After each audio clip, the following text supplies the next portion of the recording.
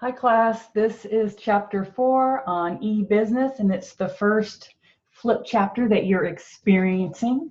The good news is that most of you have done e-business online, so you have experience in this area.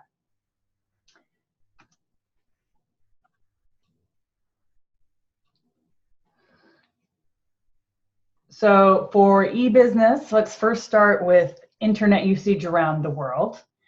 And a lot of us take it for granted that internet is just a commonly accessible thing. In the United States, almost 80% of the US population does have access to the internet, whether through library or some other means or able to pay for such a service. And worldwide, the number of internet users is more than 3.9 billion. So you can see the numbers alone predict why it's good to do business online. Internet usage around the world, you can see from this graph, and this is pulled from your book, and the darker the color of green, the more internet usage there is in those countries.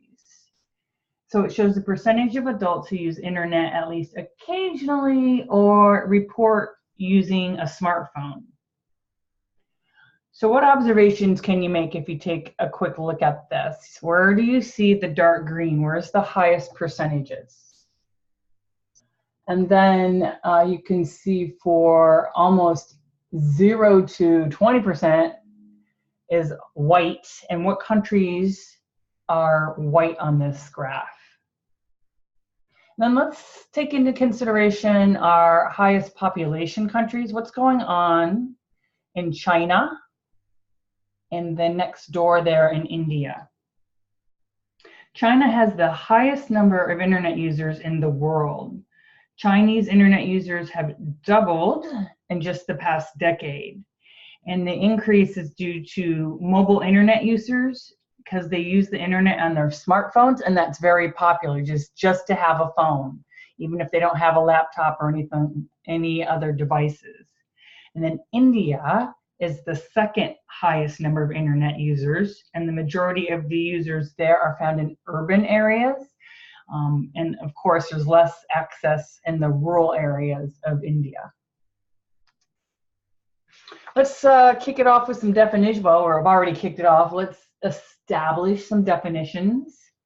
E-business is the title of this chapter, and that is using the internet to provide services to customers and communicate with employees and business partners. That's the overall definition. E-commerce is specifically buying and selling of products online. And digital marketing is the process of marketing goods and services over the internet using digital tools. And that's all kinds of digital tools. And brick and mortar stores, retail stores that you get out of your vehicle or ride public transportation to and go to, are facing challenges. The store traffic, the number of people going into stores is on the decline. So in order for retailers to stay relevant, they need to find effective ways of embracing technology and using it to sell product.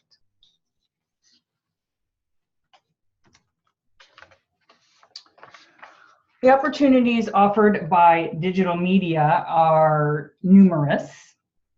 The radical departure from this traditional brick and mortar model provides, and using the internet mobile model, provides these 5 benefits: global reach, personalization, interactive marketing, right time marketing, and integrated marketing.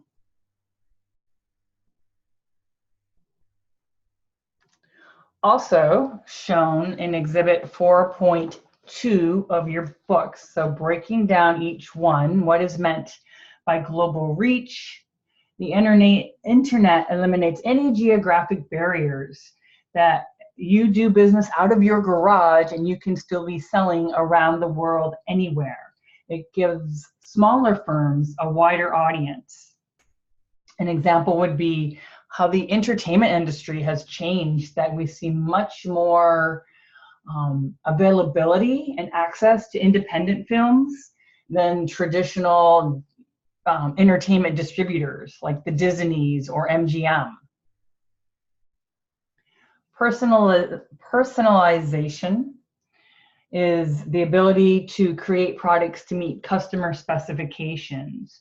So web pages can be tailored for each individual. So, for example, if you have a Netflix or other streaming content account, that you can look at what type of account you have, at what level, do you have any add-on channels. You can look at customer ratings of content similar to what you like, and it will recommend, right, in your feed.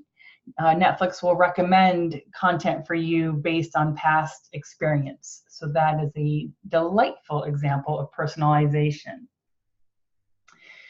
The next capability is interactive marketing.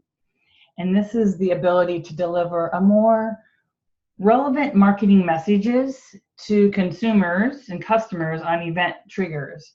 So if you go and shop at Fred Meyer's here in town, as soon as you walk into the store, there's a push notification on your phone saying, welcome to Fred's, whether you shop at Fred Meyer East or West, and shows you coupons that are going on. Your rewards card is right there at your fingertips. And if maybe it's Friday, you get the free Friday item special, so that it's two-way. You are actively being participatory in the marketing. Next up is right time marketing. Marketers want to reach the right person. If you're getting a lot of messages that aren't right for you, then marketing isn't working, and it doesn't work for the marketers. That's not efficient, and it doesn't work for us as consumers. So marketers want to reach the right person through the right channel and at the right moment. So let's say you were looking at something online at an e-commerce store and put some items in your shopping cart, and then something happened. You either, I don't know, it's taking too much time, or somebody texted and it was time to go somewhere, or baby was crying, or something happened. So you left, closed out, and went somewhere. If they're good marketers, you will get a notice saying, hey, remember, these items are in your cart. And the last in our list of capabilities, as you can see here, is integrated marketing. That promotional activities mix both offline and online to provide a consistent, consumer-oriented promotional message. So you're familiar, I would imagine, with Red Bull, the logo, the colors, and the slogan, Red Bull gives you wings. And that's used both online and offline to provide that integrated marketing message. Let's first tackle B2B, which is the acronym for business to business, and then we'll switch back to B2C, business to consumer. And the reason we do this is because maybe we don't think about it as much because we're thinking with a consumer mindset, but business to business are transactions that happen between organizations, and they use technology to facilitate those transactions, and the number is just a lot larger than B2C transactions. It's dwarfed by the B2B counterparts.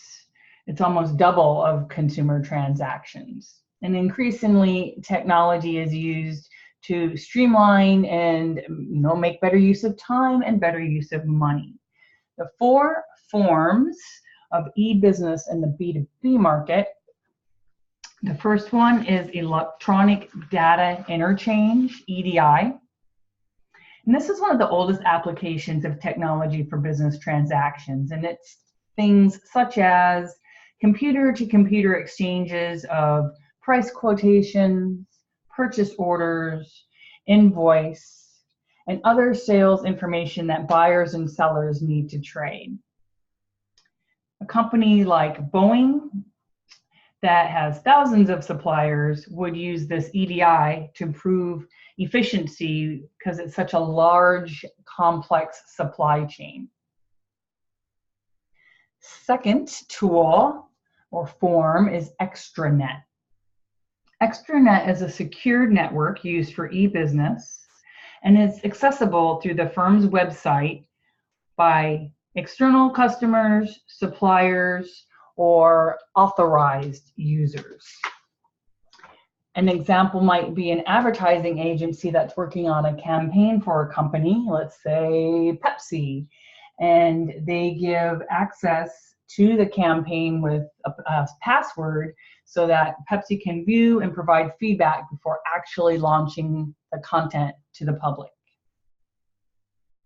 The third form is intranet, secure internal network that helps companies share information among employees, no matter the number of employees or no matter the location, if it's a nation or global company.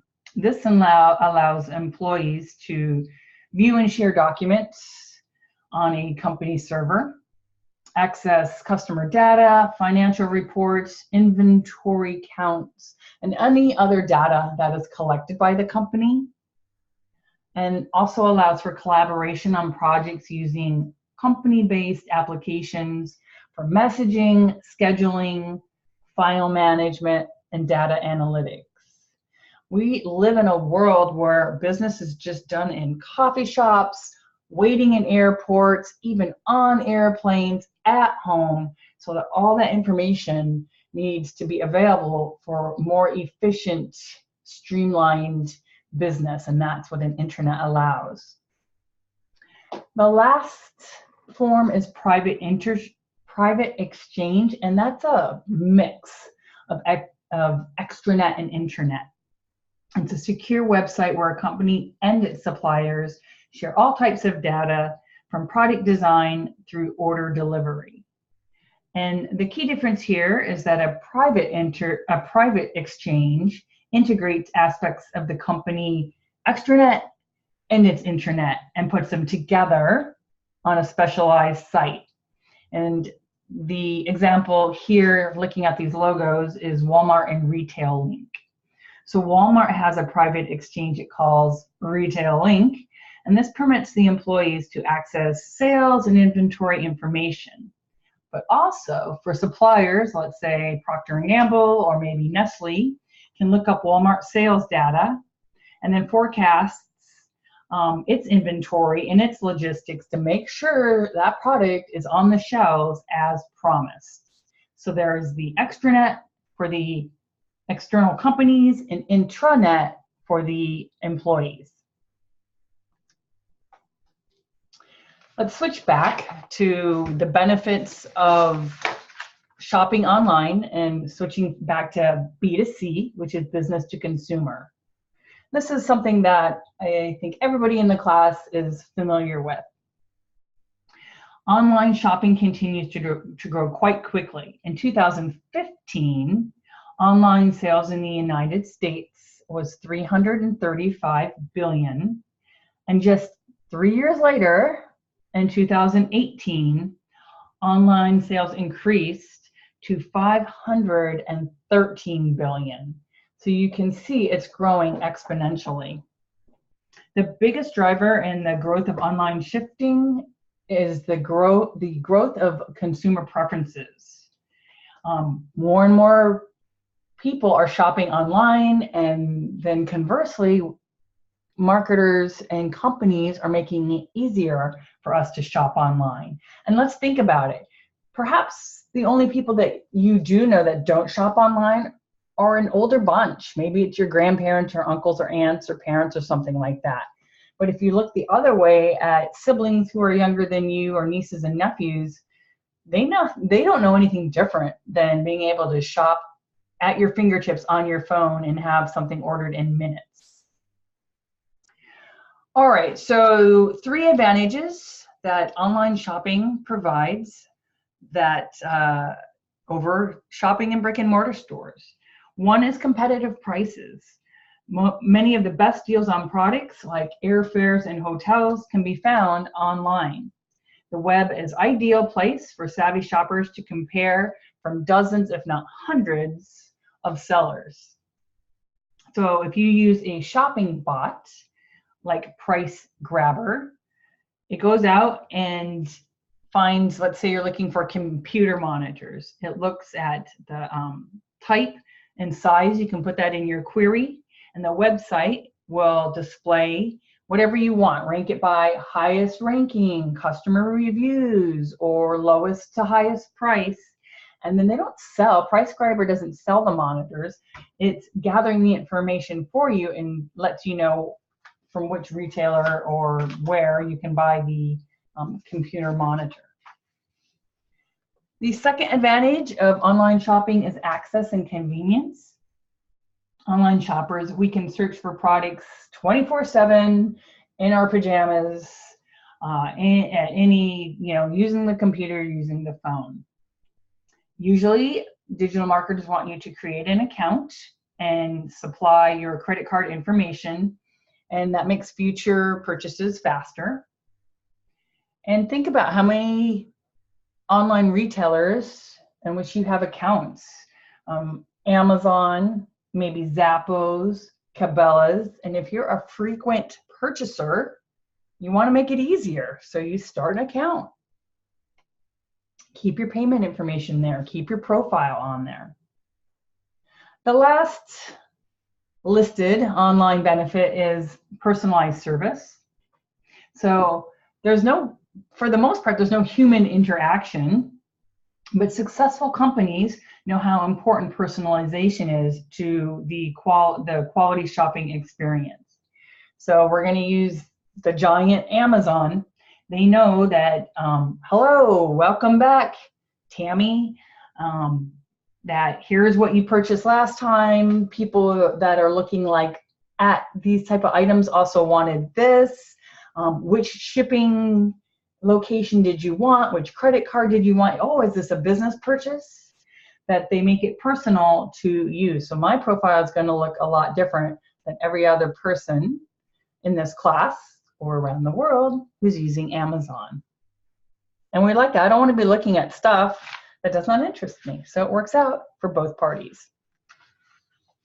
But with this wonderful access comes privacy issues. Privacy is a major concern and poses challenges. The safety of my online payment, how much information am I comfortable giving? There's frauds and scams out there. Long ago are the days of the people breaking into homes. It still happens, but people now can want to break in and get your information that you share online. And then the last part is making sure that web and mobile site design is effective for great customer service. So for safety of online payment, companies have developed secure payment systems. And so that's a process called encryption. And encryption is the process of encoding data for security purposes. When such a system is activated, users will see a special icon that indicates they're at a protected website. So you want to look for that. And you also want to look for this HTTPS right here. If it's just HTTP, not secure. So HTTPS means you're in a secure site. Other alternatives, and businesses are getting quite hip to this, is purchasing through PayPal or Venmo. Because then you just have one place that you're storing all your information instead of having it at all these various websites. So we may not know how it works, but our payment information, we know we want to keep it secure, and that if there is a breach of privacy, that could change the trajectory of an organization, whether it's an established organization or an up-and-coming organization. If there's a breach of your privacy, you think that, do I really want to continue to do business with this organization? So in answer to privacy, that means there's opportunities for other businesses like Trustee verified, and it's the leading online provider of privacy solutions for bigger companies. So they provide companies like Apple, AT&T, Disney, and Yelp services like making sure that their websites are optimized, mobile applications, advertising, cloud services, and making sure that the complex privacy requirements that these companies must have are in place. Discussing frauds and scams, you are probably familiar. You've probably seen a phishing ad or somebody's probably tried to lure you with a phishing ad, and that is a high-tech scam that uses an email or pop ad that looks just like something that you might receive from that company. It asks you usually to update or validate right away some account information because your account's going to be canceled or compromised if you don't take action right now. And the deal is, it's a numbers game that you may be hip to it and know what to look for, that this isn't really coming from the right email account, and PayPal says it would never send me information like this, but they're betting that enough people will go ahead and link on that confirm your information link that it makes it valuable to use this type of fraud or scam. Then there's also another problem for digital marketers, that customers are claiming that they actually do receive the merchandise, but they claim that they don't. So the card holder asks for the credit card issuer for a charge back to the e-tailer. So that it goes both ways. And so there has to be policies in place for that as well.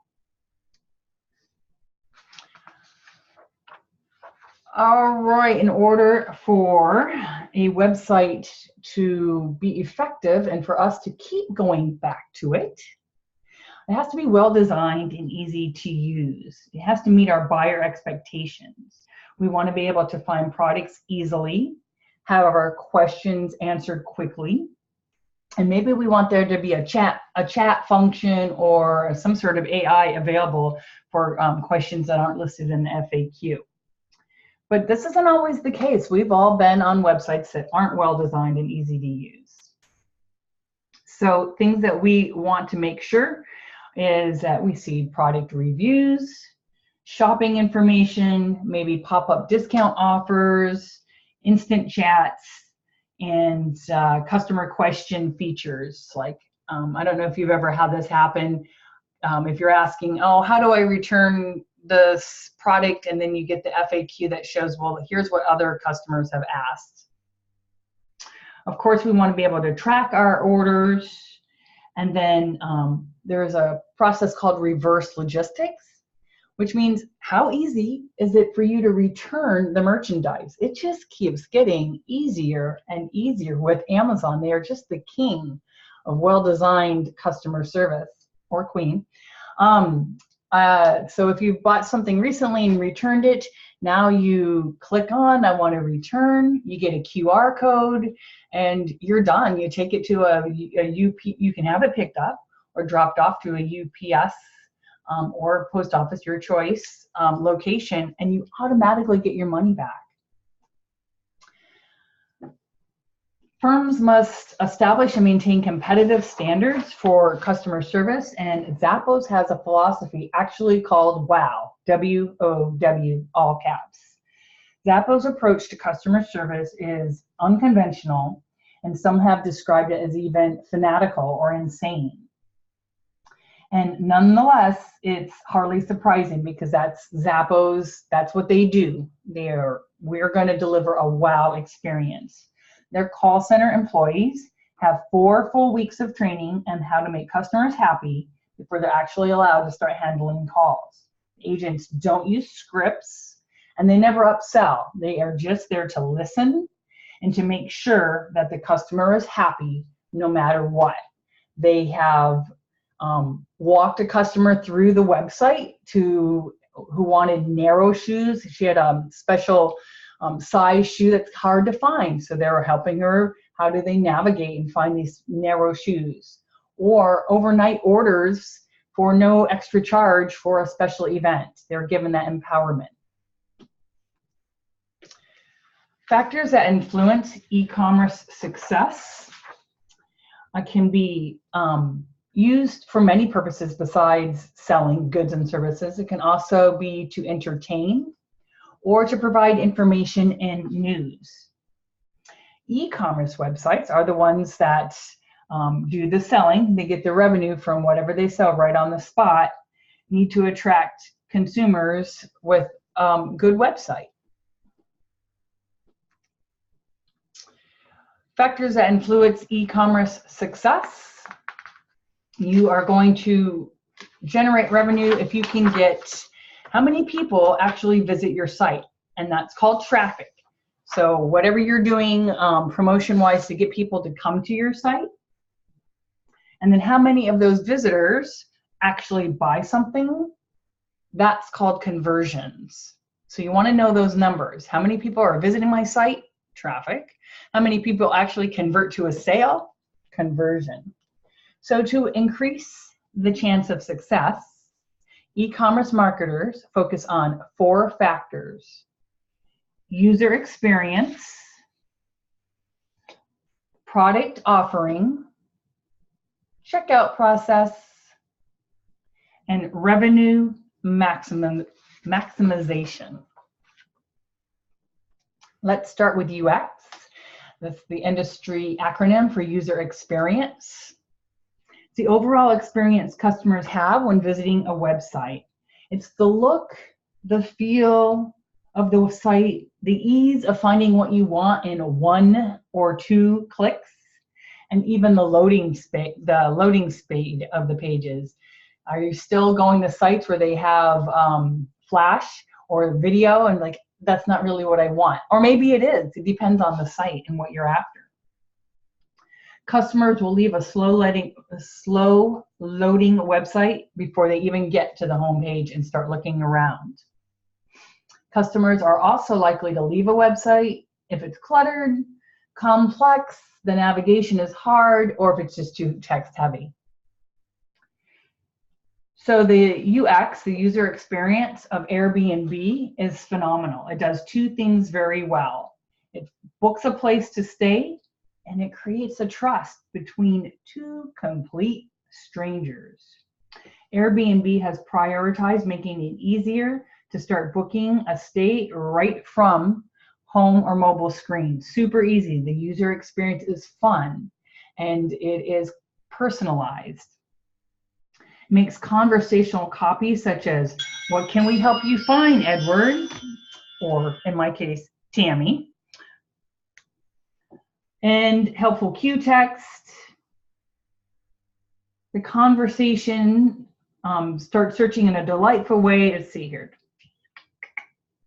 The only fields that you need to specify during the initial search is where are you going and how long would you like to go, and the rest is really guided in a conversational, fun way. Number 2 is product offerings. The next factor influencing success of e-commerce is whether the customers can buy what they want, and in some cases that means having a vast selection for customers to choose from. As always, as we have learned in marketing, the first thing is to understand who your target market is, and then what products should be offered. You want detailed product descriptions, attractive images, and reviews. This is going to give your visitors confidence in your product and increases the likelihood that they will make the purchase. So here we're looking at a higher end designer site like katespade.com, and it has a selection of products that are going to appeal to its demographic, which is women, 18 to 40, high discretionary income, some education. And they have not only handbags, but clothing, shoes. You can see there's a promo on there, there's conversation on there, colors that match the brand. There you have it. What is going on with the checkout process? Look at the statistic. 55 to 80% of customers abandon their online shopping cart before checking out. Maybe it was too long or complicated. The website required creation of account and I don't want to do that for whatever reason. Maybe I'm just a one-time visitor. I'm not really trusting your site yet. You go through, you put all the information in there, and then you find out the shipping cost was too high. Very common in Alaska. The site was not trustworthy. You look up and you're like, oh, wait, there's no HTTPS here. It's not a secure site. Or then the total cost after tax and shipping was not calculated prior to checkout. You do that last click, and you're like, what? How did it go from $40 to $80? So there are strategies in place. Just do the opposite of all that. Make sure it's a simple checkout process. Offer a guest checkout. Don't force it. Yes, you want everybody to create an account, but that's not what your customers want. So make a guest checkout a thing, an option. And then offer free or reduced shipping costs for orders of a certain size or a VIP account like Amazon Prime. Ensure that you do have a secure server, so you have SSL encryption, and then make sure that tax and shipping is calculated earlier in the process before the person gets to checkout so it doesn't aggravate them. And then lastly, for the marketers, you want revenue maximization. These are website strategies used to do two things. Increase the size of each customer transaction, spending more money, and then increasing the frequency. You want repeat visitors by that same customer. For example, I'm going to use Amazon again. Amazon has free shipping over a certain amount, or many of you and me are Prime members, which has multiple benefits. You get customized, and then all Amazon customers get customized product recommendations. If you've ever used the subscription purchase options, you can get 5% off if you subscribe for a product, or once you subscribe to over 5 products, 15% off on items you normally buy. If you don't like the subscription service, that's okay. Maybe you're a big consumer of, or a frequent consumer of Cheez-Its. They have these dash buttons, and it's a magnet that you can put, on the fridge or on your washer dryer. You're like, out of Cheez-Its, press the button, and boom, Cheez-Its are going now to be delivered. So you can see, making it super easy to increase revenue for Amazon. Here is the slide that shows all the things that were covered in this chapter. So I appreciate you listening to your first flipped chapter.